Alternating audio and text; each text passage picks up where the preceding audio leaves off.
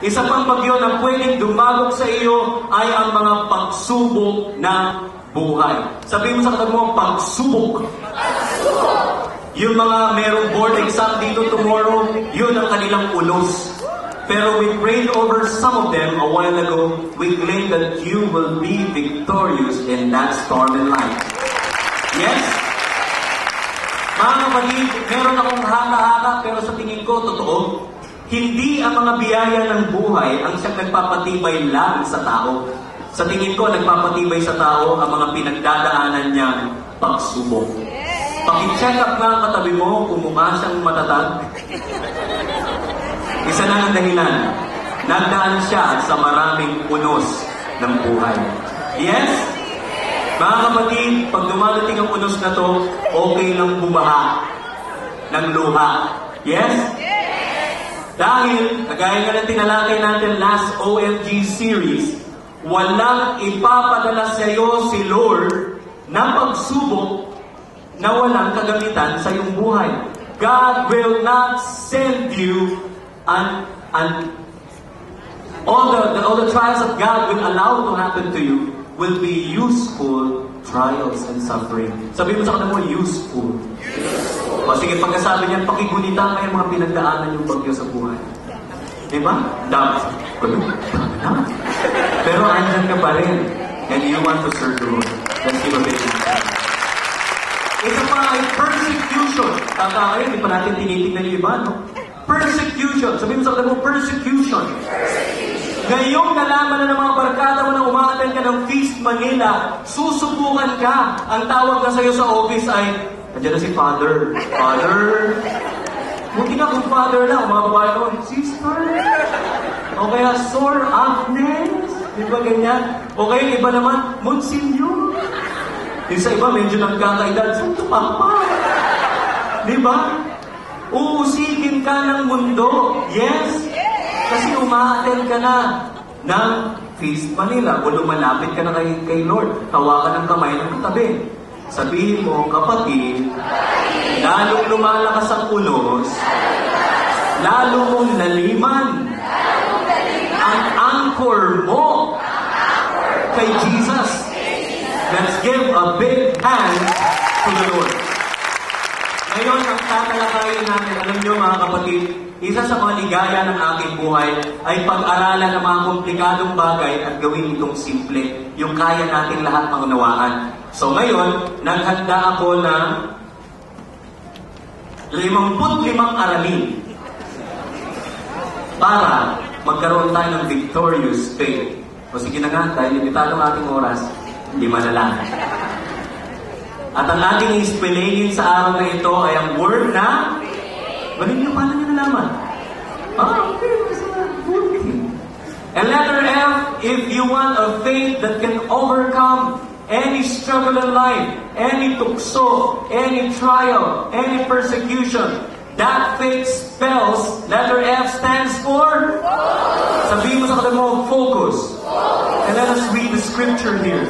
Hebrews 12 verse 2. Let us focus our eyes on the author and perfecter of our faith. For the joy that was set before him, he endured the cross, scorning its shame, and sat down at the right hand of the throne of God. Let's give a big hand to the Word of God.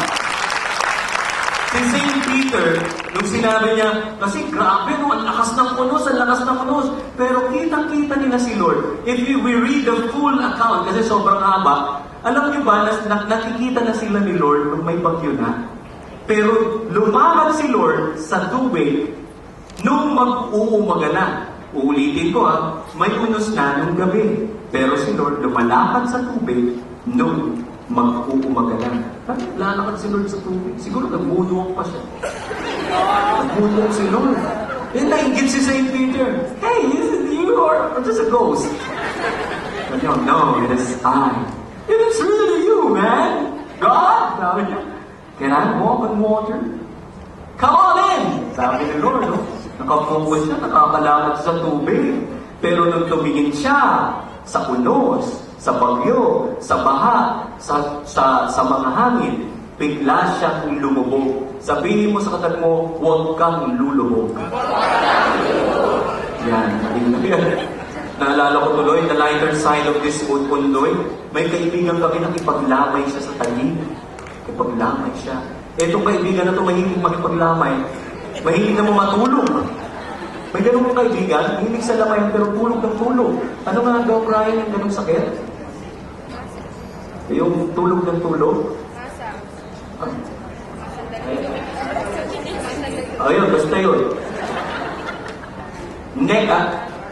Narcolepsy. Ayun, Doc, salamat po. Daming doktor dito.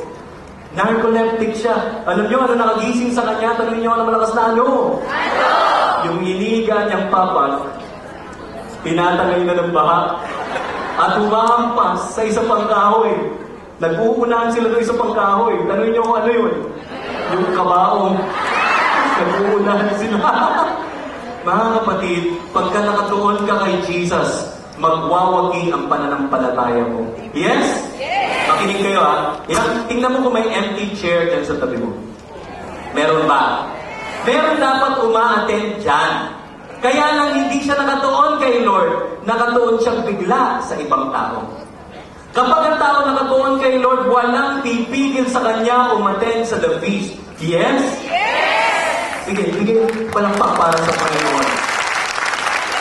Nakakatuwa yung mga tao dumating, ay, walang feast. Sige na, uwi na ako. Pero dire-diretso sa department store nun, siyempre. Diba? Mga kapatid, ganyan, walang titigil sa iyong pananampalataya. Huwag ka lang titingin sa iba. Pag nawala ang focus mo sa Panginoon, titingin ka sa tao, sa amin, sa feast builder, sa mga attendees, sa mga performer, sa mga nagda-dance, sa music ministry. Mga kapatid, ang Feast Manila po ay hindi community ng mga anghel. Sabihin mo sa katabi mo, hindi ako anghel. Mukha lang akong anghel. Amen? At ang Feast Manila, ang feast, lahat ng feast chapters, hindi rin community ng mga demonyo. Ang feast ay community ng mga tao. Taong-tao. Paki-congratulate yung katabi mo. Sabi mo, congratulations, taong-tao ba? Yes. Ang pinakamahirap magpanggap na hindi ka tao. Yes? Focus on the Lord. Pag ikaw nag-focus sa iyong takot, masisira ang diskarte mo. Sa mga magbo-board exam bukas, focus on the Lord and focus on the wisdom that God has given you, and you will pass the exam, the board exam, with flying colors. Do not focus on your fear. Ang mga pinaka-na-devastate ng mundo ay ang mga taong nadagupa na ng unos, pero tumingin sa sarili nila. Kawawa naman ako, nalubog na ako, nasalanta ang buong buhay ko.